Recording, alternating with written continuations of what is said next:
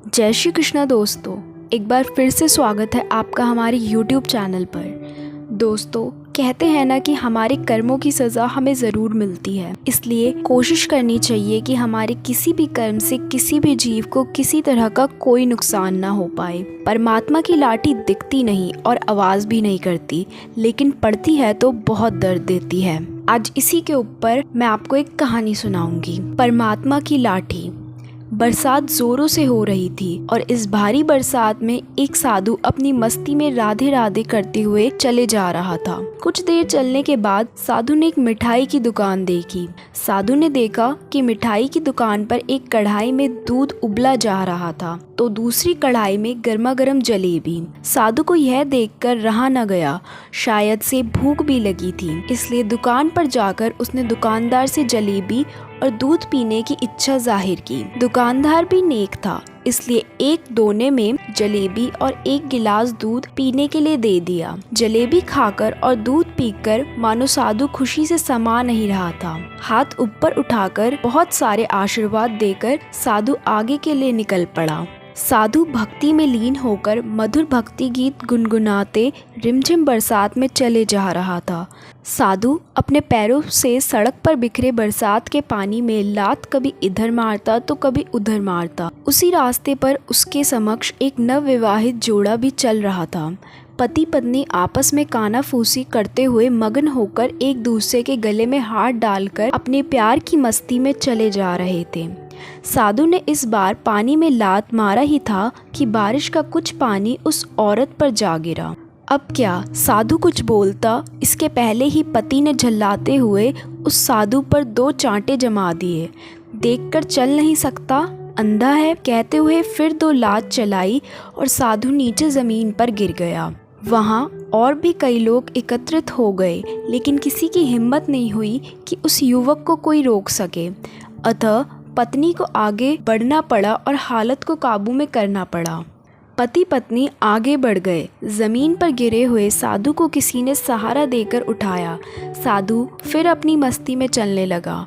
दूसरी तरफ वह दंपत्ति आगे चलते हुए अपनी मंजिल के करीब पहुंच चुके थे।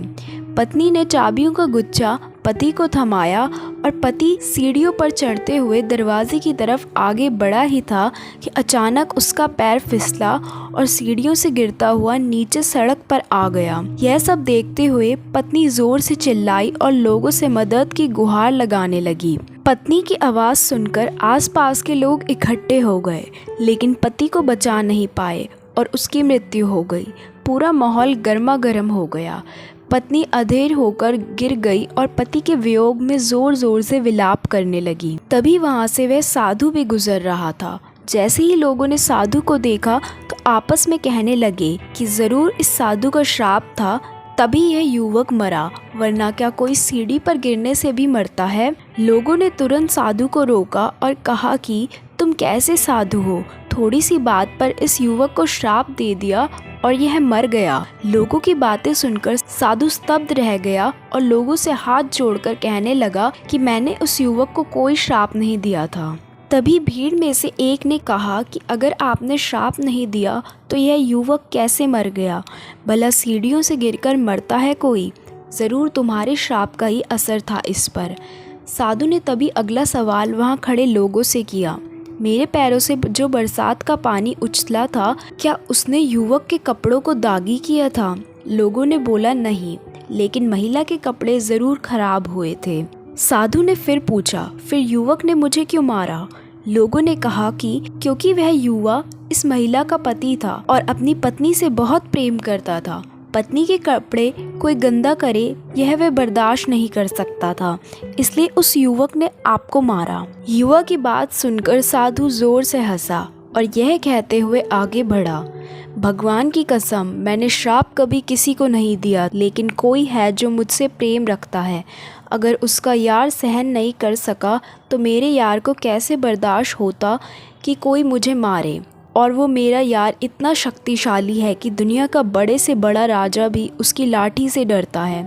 सच है, उस परमात्मा की लाठी दिखती नहीं और आवाज़ भी नहीं करती, लेकिन पड़ती है तो बहुत दर्द देती है। हमारे कर्म ही हमें उसकी लाठी से बचाते हैं। बस कर्म अच्छे होने चाहिए। दोस्तों, अगर आपको ये कहानी पसंद आई हो तो चैनल को सब्सक्राइब और वीडियो को लाइक और शेयर करना ना भूलें।